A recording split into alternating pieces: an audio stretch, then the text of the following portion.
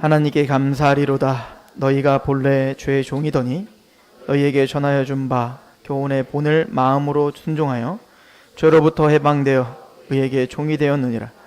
너희 육신이 연약함으로 내가 사람의 예대로 말하노니 전에 너희가 너희 지체를 부정과 불법에 내어주어 불법에 이른 것 같이 이제는 너희의 지체를 의에게 종으로 내주어 거룩함에 이르라. 너희가 죄의 종이었더니 의에 대하여 자유로웠느니라. 너희가 그때에 무슨 열매를 맺었느냐? 이제는 너희가 이를 부끄러워하나니 이는 그 마지막이 사망임이라. 그러나 이제는 너희가 죄로부터 해방되고 하나님께 종이 되어 거룩함에 이르는 열매를 맺었으니 그 마지막은 영생이라. 죄의 삭은 사망이요 하나님의 은사는 그리스도 예수 우리 주 안에 있는 영생이니라. 아멘. 우리 잠시 기도하겠습니다. 하나님 아버지, 너무나 감사합니다. 이 시간도 말씀 앞에 서고 말씀을 갈망하고 그 말씀을 통해 주의 뜻을 알고자 하는 마음을 주셨습니다. 주여, 특별히 성령님 함께 하시사 우리의 마음을 조명하여 주옵소서. 하나님 말씀이 말씀답게 선포되며 그 말씀을 듣고 구복하며 하나님의 뜻 앞에 주를 영광을 주께만 영광 돌리는 시간 되게 하옵소서. 예수님의 이름으로 감사하며 기도합니다. 아멘.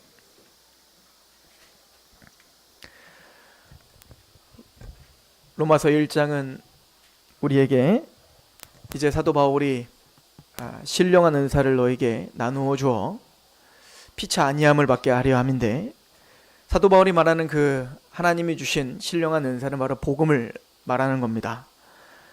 그 복음은, 내가 복음을 부끄러워하지 않는 것은 복음에는 하나님의 의가 나타나서 믿음으로 믿음에 이르게 하나니 모든 믿는 자들에게 구원을 주시는 능력이다 라고 이야기를 하죠. 그리고 오직 의인은 그래서 믿음으로 말미암아 산다 라고 이야기를 했습니다. 즉, 그 복음은 우리에게 믿음을 주고 또 그 믿음은 우리를 살게 합니다. 이 산다 라고 할 때는 이미 우리가 상고했듯이 두 가지를 다 내포하고 있다고 했어요. 복음을 통하여 우리가 영원한 생명을 얻는다는 얘기요, 또 그렇게 복음을 통하 영원한 생명을 얻은 하나님의 백성들은 이제 내가 내 맘대로 사는 게 아니라 믿음으로 사는 겁니다. 그래서 이 두 가지의 믿음으로 산다는 것을 우리에게 설명하기 위해서 먼저 사도 바울은 1장부터 3장까지 죄에 대한 이야기를 했다 했습니다. 우리는 죄인입니다 하는 거예요. 유대인들이나 이방인이나 모든 인류가 다 하나님의 심판대 앞에 서서 우리는 하나님 율법을 주셨지만 그 율법으로 의롭다함을 받을 존재가 아무도 없다는 것입니다. 우린 모두 죄인이고 우린 모두가 다 죽을 수밖에 없는 지형이다. 그러나 이제 율법에 하는 다른 한 의를 주셨고 그 다른 한 의는 예수를 믿음으로 말미암아 우리가 의롭다함을 받는 그 길밖에는 우리가 의롭다함을 받을 수 있는 방법이 없다는 것이었죠. 그래서 하나님은 믿음으로 말미암은 화목제물로 그 아들을 우리에게 내어주셔서 그를 믿는, 화목제물을 믿는 하나님의 백성들의 전에 지은 죄를 간구하심으로 하나님의 의를 드러내 주셨습니다.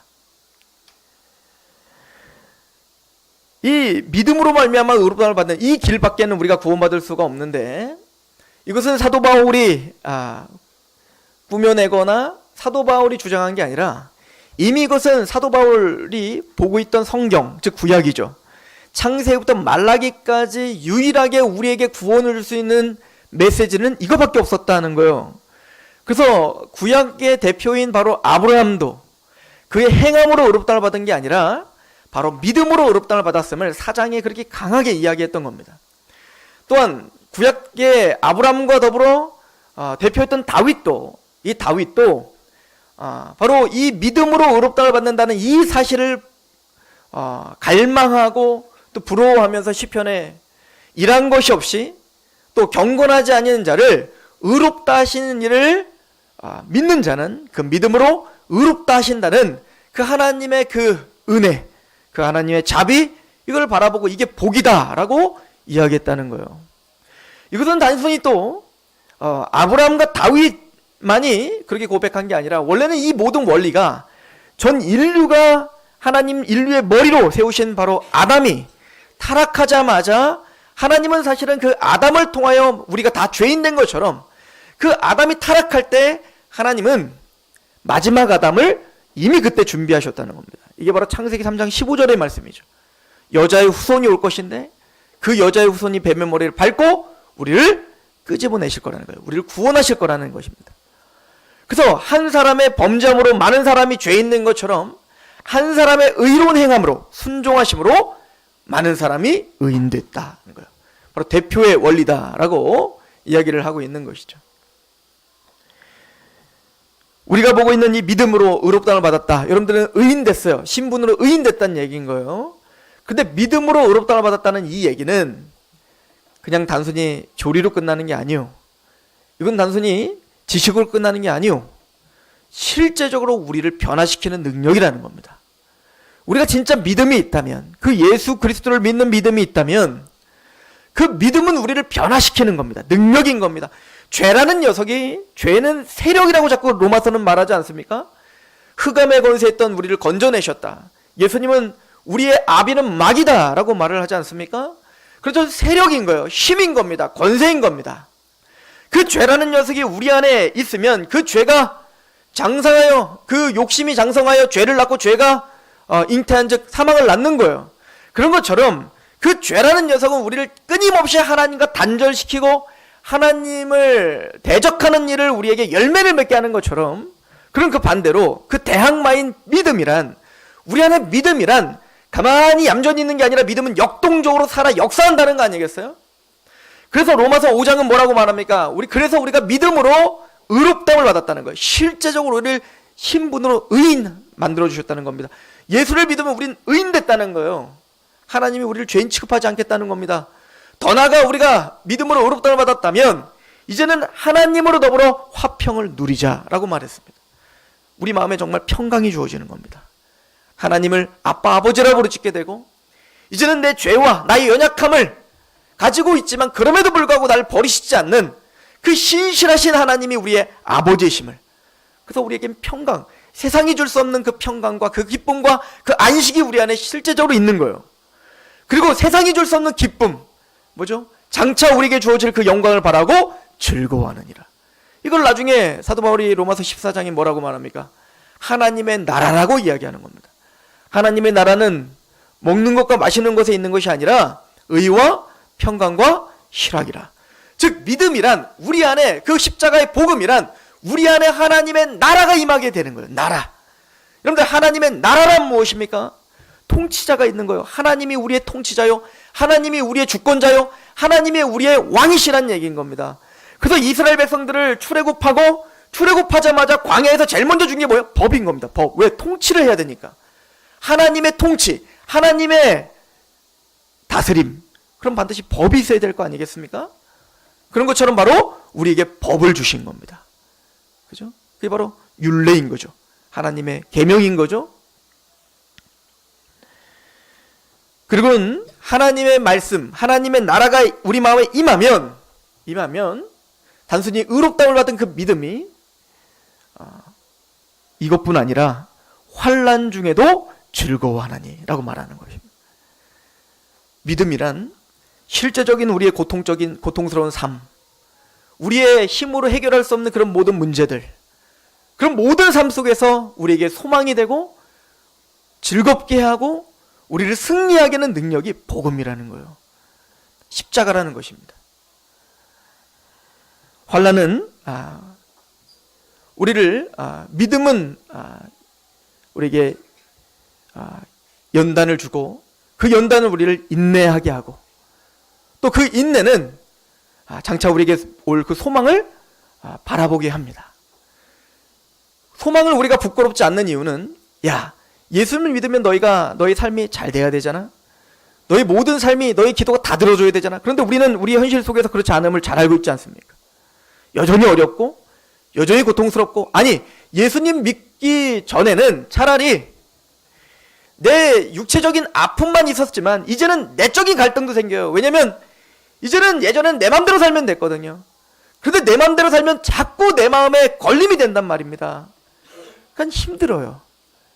그럼에도 불구하고 우리의 소망을 부끄럽지 않는 이유는 하나님의 성령이 우리 마음에 하나님의 사랑을 계속 부어주시기에, 그 사랑이 우리를 감격시키시기에 우리는 부끄럽게 여기지 않을 수 있다. 즉 우리가 믿음으로 의롭다고 받았다는 이 복음의 말씀은 단순히 우리에게 지식이요 우리를 구원시키며 죄에서 건져주시는 그걸로 끝나는 게 아니라 실제적인 우리의 삶 가운데 우리를 변화시키고 우리를 인도하고 그의 삶 속에서 승리하게 하는 능력임을 사도 바울은 강조하고 있죠. 왜 그럴까요? 왜 그러면 우리가 믿고 있는 이 믿음이 우리에게 능력입니까? 왜 믿음으로 우리는 살 수밖에 없죠? 이게 로마서 6장에 계속 하는 얘기였습니다. 세례를 받았기 때문이다. 우리가 믿는다는 것은 말장난이 아닌 겁니다. 우리가 진짜 예수를 영접하고 믿었다라고 하는 얘기는 그냥 지식적인 게 아니란 말이에요. 이걸 야고보 사도는 굉장히 강하게 질타하죠. 너희가 하나님을 믿느냐? 너희가 예수 그리스도를 믿느냐? 잘하는도다. 귀신들도 믿고 떠느니라. 이 얘기는 무슨 얘기입니까? 그들의 믿음은 잘못된 믿음이라는 거죠. 여러분들 사탄이 예수님의 십자가 사건 모릅니까? 예수님의 십자가가 대속한다는 그 사실을 모르겠습니까? 예수님이 3일 만에 부활했다는 사실을 모르겠습니까? 다 알고 있다고요. 그러나 사탄과 마귀는 구원받지 못하죠. 왜일까요? 그것이 진짜 믿음이 아니기 때문에 그냥 우리가 예수님의 십자가를 압니다. 내가 부활을 압니다가 우리의 구원이 아니란 말이에요. 사도 바울은 참된 믿음이란 예수님의 십자가의 죽으심에 나도 합하여 죽고 예수님의 부활하심에 연합하여 내가 하나님을 향하여 산 자가 되었습니다. 이게 믿음이라고 말하는 겁니다. 내가 십자가에 죽었습니다. 그리고 예수님이 산 것처럼 나도 이제 삽니다. 그러므로 갈라디아서 2장 20절에 뭐라고 말했습니까? 이제 내가 내 육체 가운데 거하여 내가 사는 것은 이제 나를 위하여 사는 것이 아니라 나를 위하여 나를 사랑하사 나를 위하여 십자가에 못 박히신 예수 그리스도를 위하여 내가 산다는 거예요. 그래서 우리는 크리스찬입니다. 우리는 그리스도의 편지입니다. 그래서 우리는 그리스도의 향기입니다. 이제는 우리가 내 욕심과 내 욕망대로 사는 게 아니요 그리스도를 의지하며 그리스도가 살아가는 거예요. 그래서 이걸 믿음으로 산다라고 이야기를 하는 것입니다. 오늘 말씀은 우리에게 이렇게 이야기합니다. 로마서 6장 17절을 보십시오. 하나님께 감사하리로다. 너희가 본래 죄의 종이더니 너희에게 전하여 준 바 교훈의 본을 마음으로 순종하여 죄로부터 해방되어 의에게 종이 되었느니라. 너희 육신이 연약함으로 내가 사람의 예대로 말하노니 전에 너희가 너희 지체를 부정과 불법에 내주어 불법에 이른 것과 같이 이제는 너희의 지체를 의에게 종으로 내주어 거룩함에 이르라. 사도 바울은 6장에 우리에게 단도직입적으로 얘기하는 거예요. 이 세상의 모든 인류에는 두 가지 종류밖에 없다는 겁니다. 의의 종이든지 죄의 종이든지. 그래서 죄의 지배를 받아 죄의 열매를 맺고 영원한 형벌 가운데 지옥에 던져지든지, 아니면 의의 지배를 받아 예수의 지배를 받고 하나님의 통치를 받아 거룩의 열매를 맺고 하나님의 영광스러운 구원에 이르든지. 제가 한 얘기 아니에요. 그렇게 쳐다보시면 안 됩니다. 사도 바울이 한 얘기입니다. 사도 바울은 분명히 두 가지의 지배 가운데밖에 없다는 거예요. 중간지대는 없다는 거예요. 이 모든 신학자들 제가 주석을 다 찾아보니까 그 얘기를 한결같이 하더라고요. 중간지대는 없다는 겁니다. 나는 하나님도 믿는데 나는 또 죄의 지배를 받는데요? 아니라는 거예요. 분명히 로마서 6장은 둘 중에 하나라는 겁니다. 죄의 지배를 받든지 의의 지배를 받든지 둘 중에 하나인 거예요. 성경은 이것을 우리에게 가르쳐 줍니다. 아담이 타락한 이후에 두 종류의 집단으로 딱 나눠지죠. 아벨이 있고 가인이 있는 거예요. 가인이 있고 셋이 있는 겁니다. 아브라함이 있다면 파라오와 아비멜렉이 있는 겁니다. 이삭이 있다면 이스마엘이 있고, 야곱이 있다면 에서가 있는 거예요. 이스라엘, 하나님의 백성 이스라엘이 있다면 바벨론과 이집트와 블레셋과 그 수많은 자기 뜻대로 살아가고 있는 우상숭배자인 자들이 있는 겁니다. 우리도 마찬가지인 겁니다.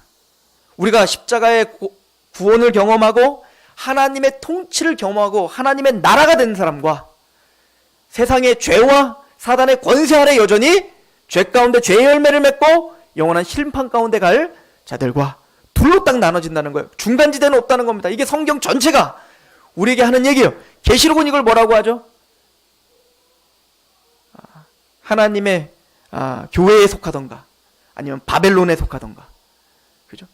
새 예루살렘에 속하던가, 바벨론에 속하던가, 이렇게 얘기하고 있는 거예요. 또 하나님의 몸된 그리스도의 신부된 교회에 속하던가, 아니면 음녀인 세상에 속하던가, 둘이라고 이야기하고 있는 겁니다.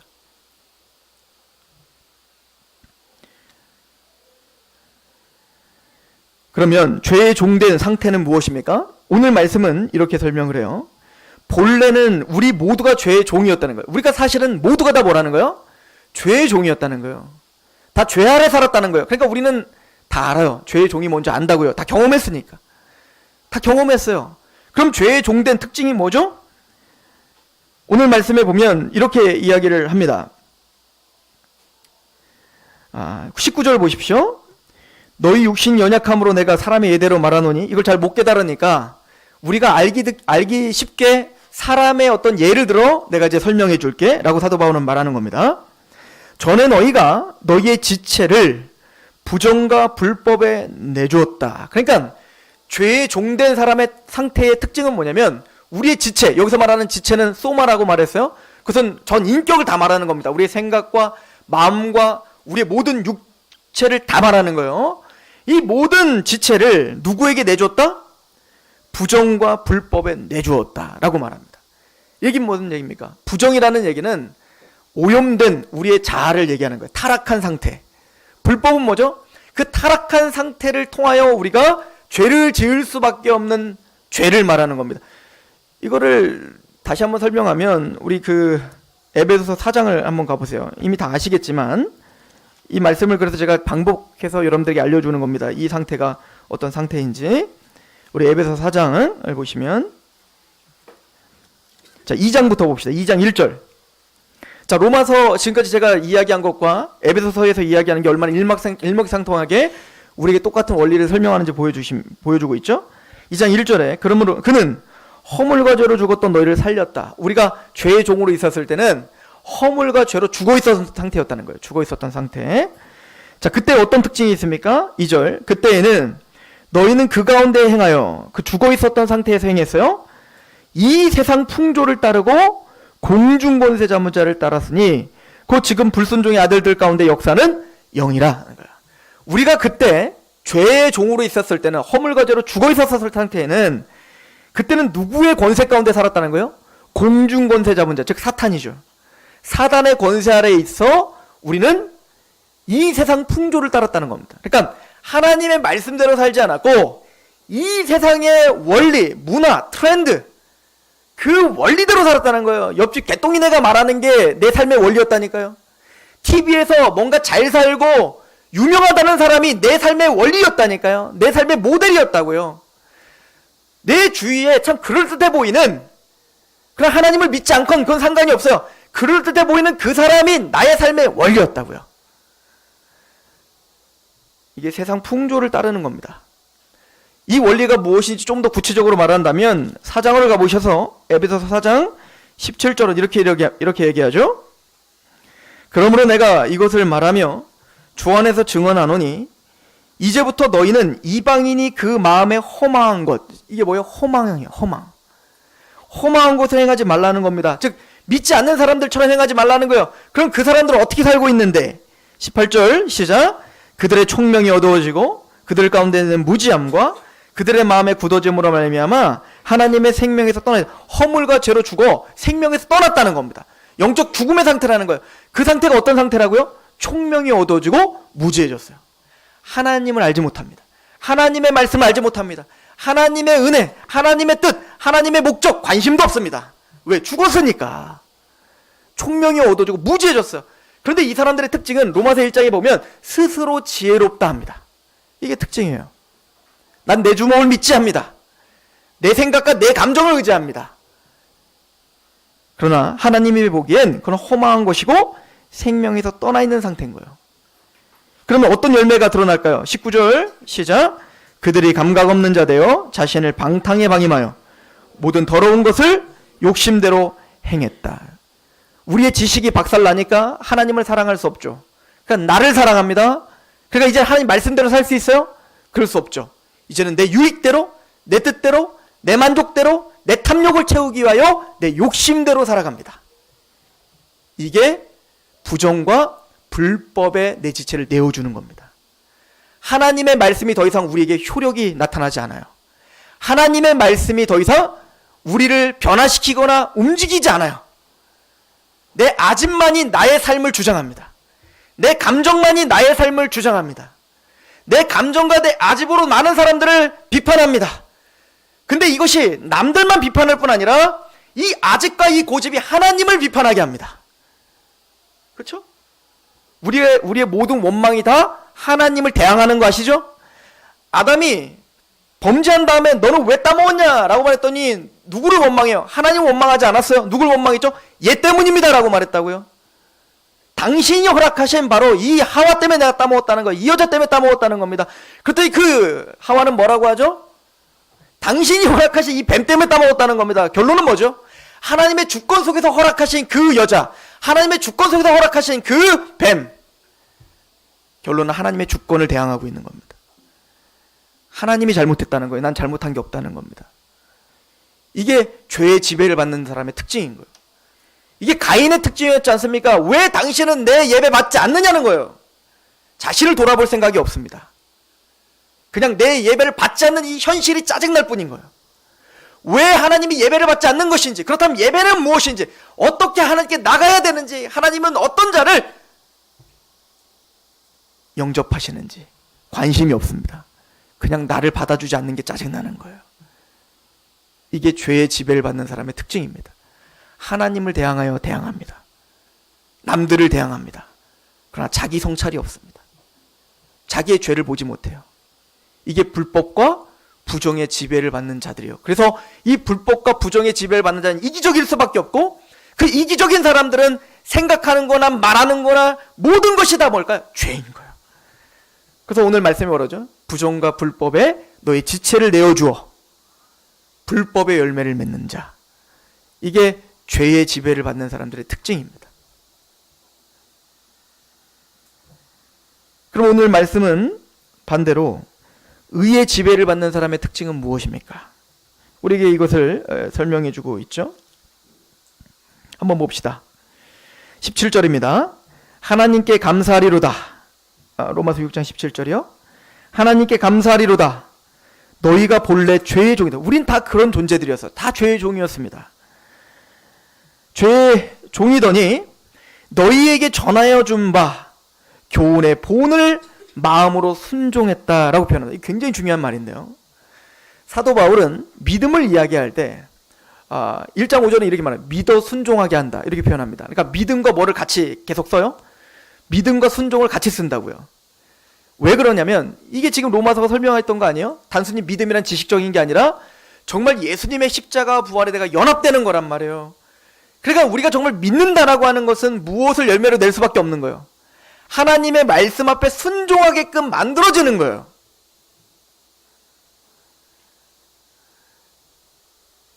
이게 사실인 거예요.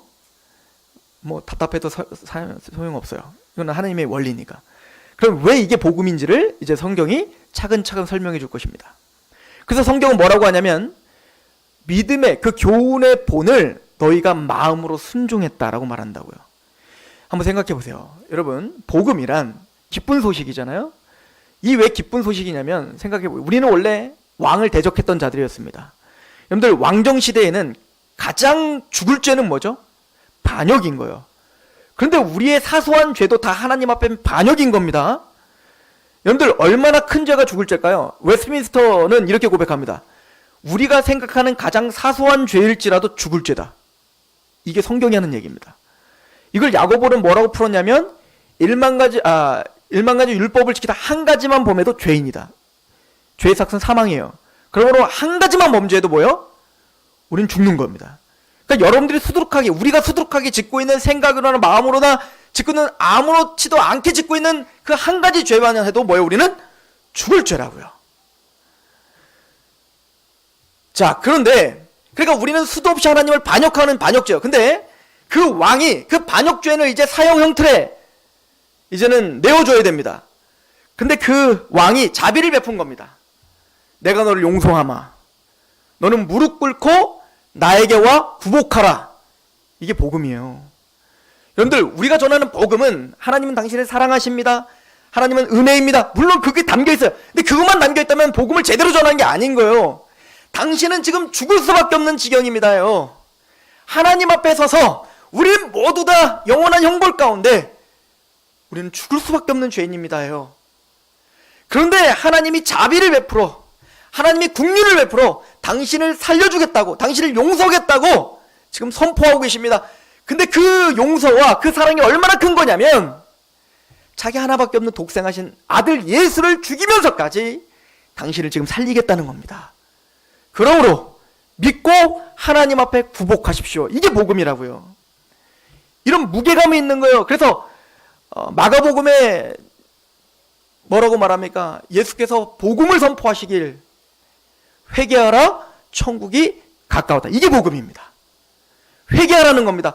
천국, 하나님의 나라가 임한다는 겁니다. 지금 이 죄악된 세상을 하나님께서 이제 들이닥칠 거라는 겁니다. 그때는 용서를 구할 생각하지 말라는 겁니다. 그때는 다 죽을 거라는 말입니다. 하나님을 대적하는 자들을 멸절시키되 완전히 부수겠다는 거예요. 그러나 지금이 기회다. 지금이 기회니 그 하나님 앞에 자신의 모든 죄들을 돌이키고, 맞습니다, 내가 죄인입니다 라고 굴복하고 주 하나님께 돌아와라. 이게 복음인 거예요. 거기에 중심에 예수님의 십자가의 은혜가 있는 겁니다. 그러므로 믿어 순종케 하라가 맞죠. 보세요. 내가 당신을 믿습니다. 난 당신의 용서를 믿습니다. 그러고는 칼을 왕에게 들이대면서 난 당신의 용서를 믿습니다.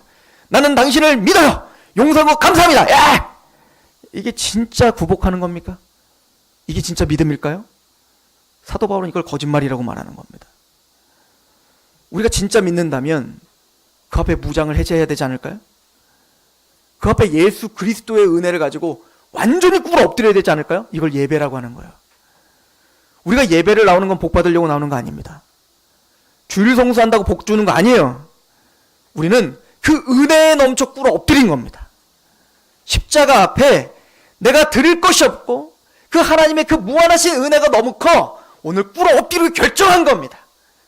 내가 그 무엇과도 주님을 바꾸지 않겠다고 결정하는 겁니다. 왜? 이 은혜를 알기 때문에. 이게 복음입니다. 그러므로 교훈의 본을 마음으로 순종했다라고 말하는 거예요. 이게 믿음인 거예요. 십자가의 은혜에 우리의 마음으로 굴복하는 겁니다. 맞습니다. 나는 죽을 죄인입니다.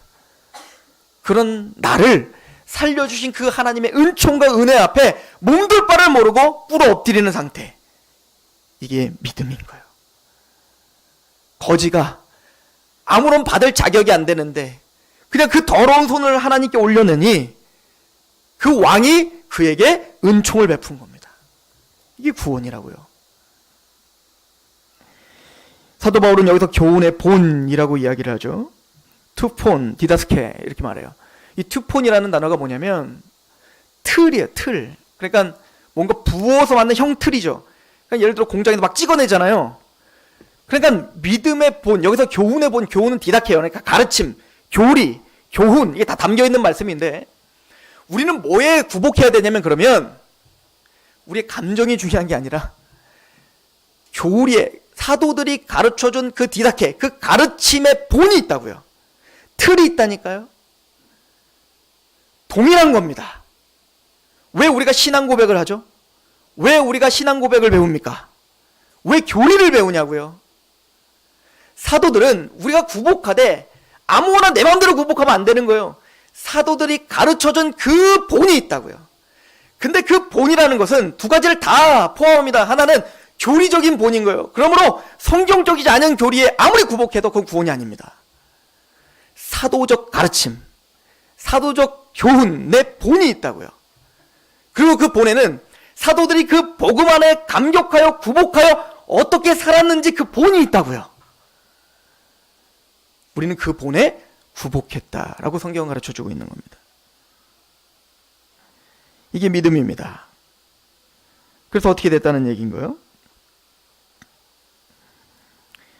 특징이 있어요. 우리가 그 복음에 진짜 의의 종이 되어서 여러분들 정말 의의 종이 되어 의인이 됐습니다. 하나님이 우리를 다스리십니다. 그렇다면 여러분들의 삶이 완벽해지던가요? 그건 아닌 거 우리는 알잖아요. 그래서 우리는 로마서 7장으로 가서 우리는 이렇게 마음으로는 하나님의 법을 사랑합니다. 그러나 또 죄의 법이 나를 사로잡아 내가 죄 가운데 또 넘어질 수밖에 없는 연약한 자임을 고백할 수밖에 없죠. 그래서 우리의 죄를 고백하고 그러므로 그리스도 하는 자는 결코 정죄함이 없다는 말씀이 우리에게는 환희요 기쁨이요 은혜인 거예요. 우리는 구원을 받고 의인 됐지만 그럼에도 불구하고 또 넘어지고 또 쓰러지는 우리를 성부 하나님이, 성자 예수님이, 성령 하나님이 탄식하시고 자기 아들을 내어주시고 죽으시고 살아나셔서 우리를 위해서 지금도 간구하시는 그 은혜가 있어 그 어떤 피조물도 그 어떤 권세자들도 또 환난이나 그 어떤 기쁨이나 그 어떤 것도 그 그리스도의 사랑에서 끊을 수가 없어요. 왜 우리에게 이런 사랑이 왔죠? 이것은 로마서 9장부터 11장까지 우리의 어떤 자격됨이나 우리의 뭔가 열심이 아니라 창세전에 우리를 예정하신 하나님의 전적인 은혜 때문이다. 하나님의 주권 때문이다를 이야기한다고요. 이게 로마서 9장부터 11장까지예요. 그래서 로마서 12장이 뭐라고 합니까? 그러므로 하나님의 이 모든 자비하심으로 너희를 권하는, 이게 무슨 얘기죠? 이런 은혜 가운데 우리가 하나님의 은총 가운데 여기 앉아있는 걸 우리는 아니까 이 모든 자비하심으로 너희가 너에게 권하노니 너희의 몸을 거룩한 산제물로 어떻게 하라? 드리라. 이것이 너에게 드릴 영적 예배니라. 이 영적 예배라 뭐죠? 합리적인 예배다, 합당한 예배다, 이런 뜻입니다.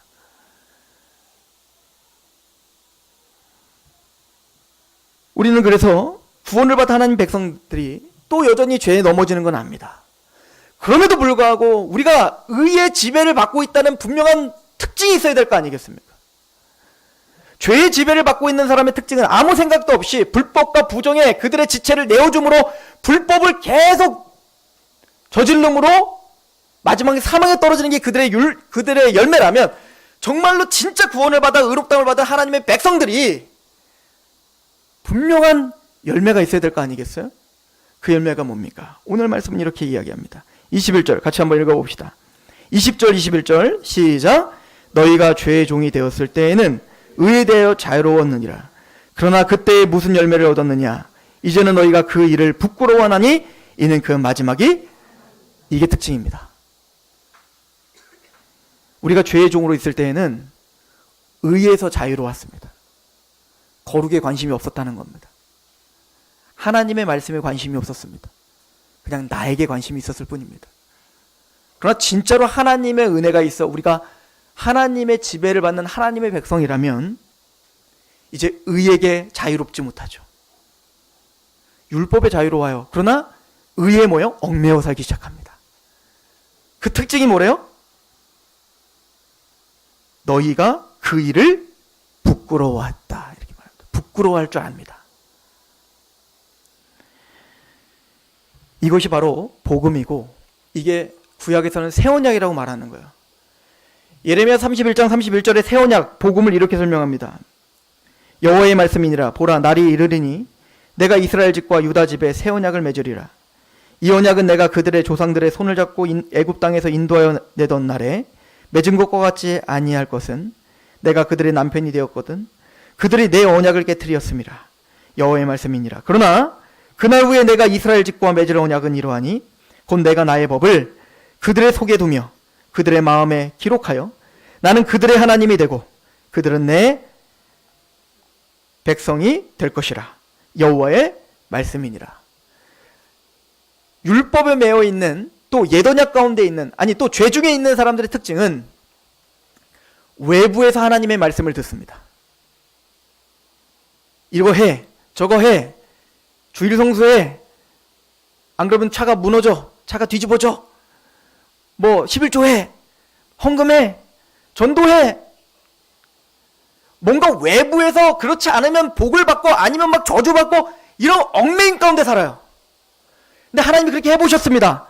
그랬더니 이스라엘 백성들이 정말 하나님을 두려워하며 말씀 앞에 살던가요? 그렇지 못했다는 걸 우리에게 보여준 거예요. 내가 그들의 남편이 되어서도 그들은 나의 말씀에 어기며 살았다. 이게 우리였다고요. 그러니까 우리는 그렇게 하나님의 말씀을 지킬 수 없는 자들인 거예요. 그래서 하나님이 복음, 새 언약을 주실 건데 그때는 하나님의 법을 외부에서 주는 게 아니라 너희 마음에 새겨줄 거라는 거예요. 하나님의 법을, 하나님의 말씀을 우리 마음에 새겨주겠다는 겁니다. 어떻게?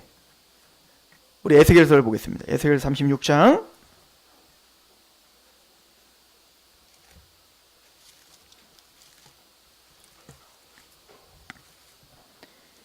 이제 이 말씀 외우시죠?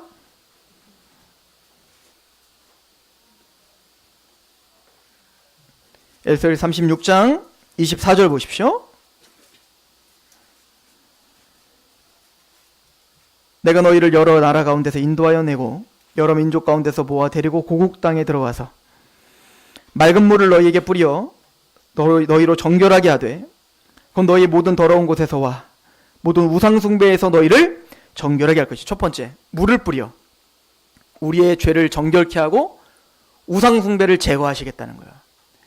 이 얘기는 이미 요한복음 3장 3절부터 하신 말씀, 예수님께서 물과 성령으로 거듭나야 된다는 말씀과 이 말씀이 지금 연결되어 있다는 것을 우리는 다 아시잖아요.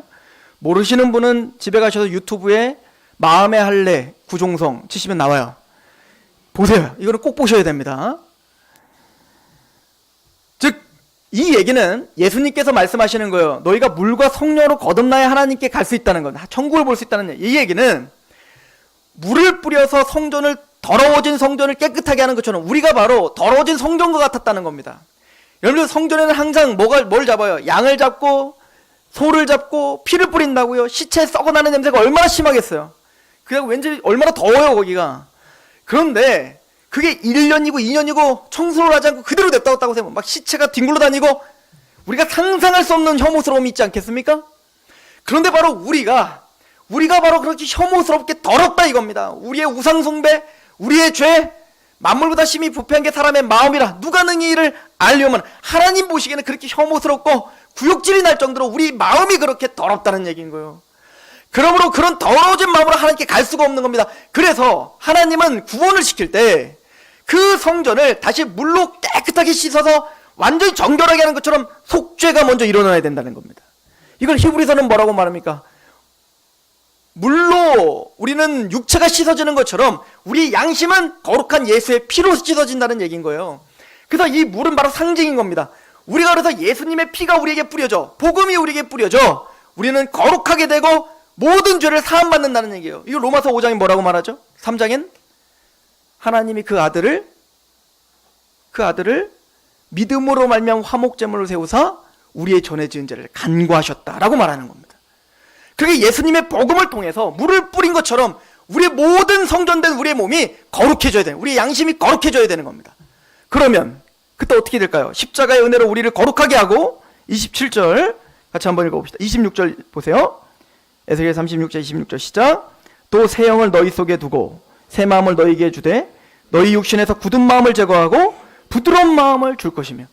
그러면 그 십자가의 은혜가 우리 안에 죄사함을 줄 때 우리 마음은 어떻게 될까요? 부드러워지는 겁니다. 하나님을 사랑할 수밖에 없게 되는 겁니다. 그 십자가에 감격할 수밖에 없습니다. 그 십자가를 구복하고 그 앞에 구복할 수밖에 없는 심령이 된다고요. 이 심령의 상태를 신명기는 뭐라고 하죠? 너희가 마음을 다하고 뜻을 다하고 목숨을 다하여 하나님을 어떻게 하라? 사랑하라. 이 상태가 바로 부드러워진 상태입니다. 이 상태를 신명기 10장에는 9장에 뭐라고 하죠? 10장에는 마음의 할례라고 말하는 거예요. 마음의 할례를 받은 겁니다. 굳어진 내 마음이 제거되는 거예요. 그래서 우리 마음이 부드러워졌어요. 그때 누가 오십니까? 28절, 자 27절 시작.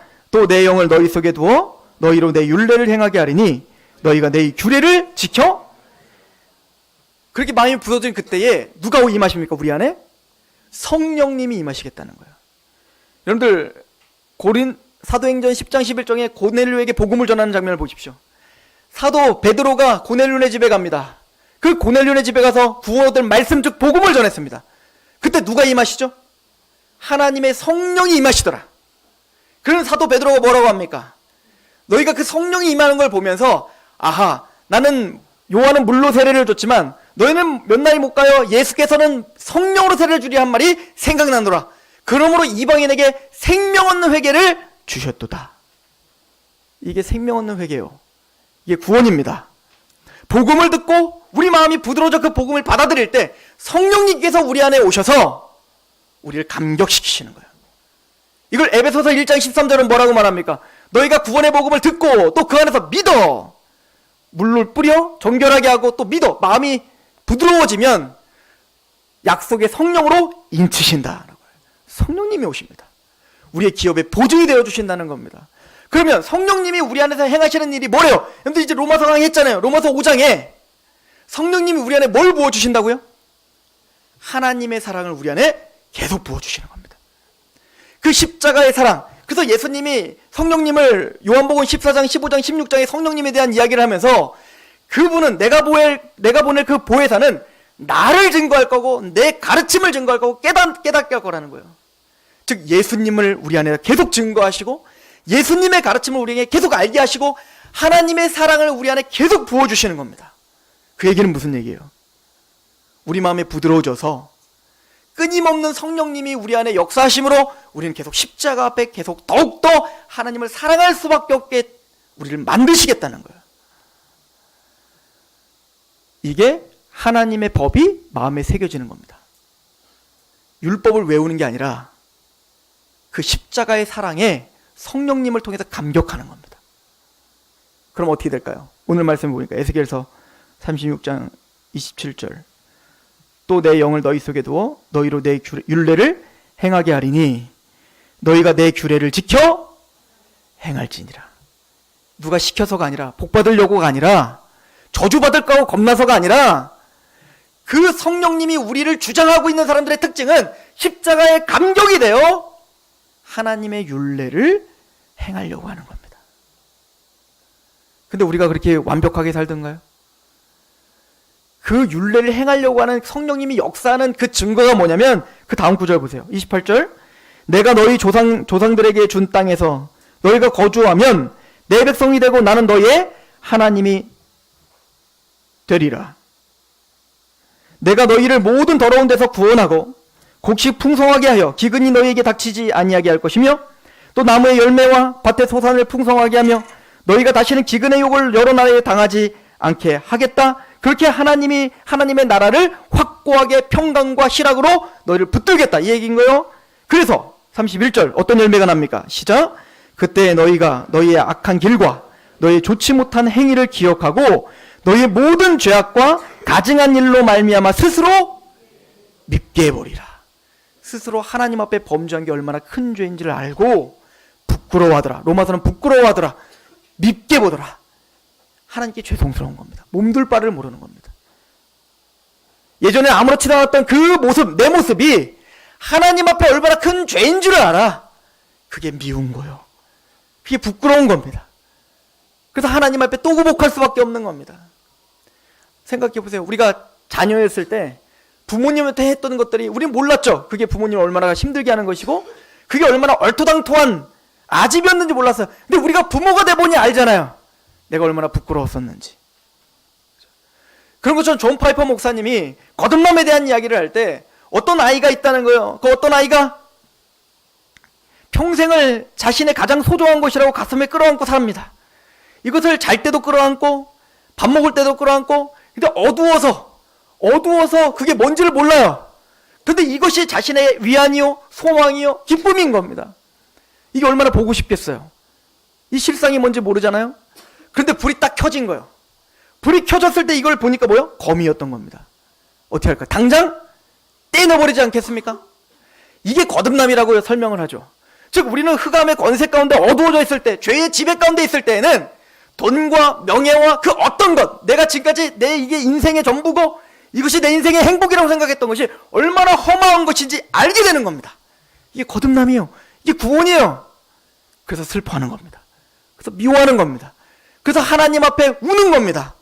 내가 얼마나 하나님 앞에 하나님을 사랑하지 못했는지 하나님께 굴복하지 못했는지를 이해하는 겁니다. 그래서 통회할 수밖에 없게 되는 거예요. 이게 하나님의 지배를 받는 자들의 열매인 겁니다. 우리는 예수의 종입니다. 예수님은 우리가 얼마나 종이냐면 이런 비유를 하시죠. 누가복음 17장에 보면 어떤 종이 주인이 가서 너는 밭을 갈고 오너라. 그랬더니 밭을 갈고 왔더니 밭을 갈고 온 종이 이럽니다. 주인 내가 밭 열심히 갈고 왔으니까 밥 좀 차려주오. 이런 종이 있어요? 이런 노예가 있습니까? 때로 이렇게 말하지 않겠습니까? 밭을 갈고 왔느냐? 잘했다. 밥 좀 차려라. 예, 저는 무익한 종이라. 이게 우리라는 겁니다. 여러분들 예배 나오고 우리가 하나님께 뭔가 헌신하고 전도하고 뭔가를 했다 해야 하나님께 얻어내야 됩니까? 아닌 거요. 진짜 구원받은 사람은 무익한 종이라고 고백하는 겁니다. 난 무익한 종입니다. 그냥 하나님 이 자리에 내가 꼭 나중 온 자가 처음 되고 처음 온 자가 나중 된 것처럼 나를 불러주는 자가 아무도 없는데 나는 아무런 쓸모가 없는 자인 줄 알았는데 그런 나를 불러준 것만으로도 감사하고 그런데 그런 나에게 이렇게 하나님의 나라를 위한 일을 맡겨주시다니 너무 감사합니다. 난 무익한 종입니다. 이렇게 고백하는 게 성도라 이야기를 하죠. 우리 갈라디아서를 잠깐 가봅시다. 갈라디아서로 말씀을 좀 마무리 지으려고 하는데요. 갈라디아서 5장입니다.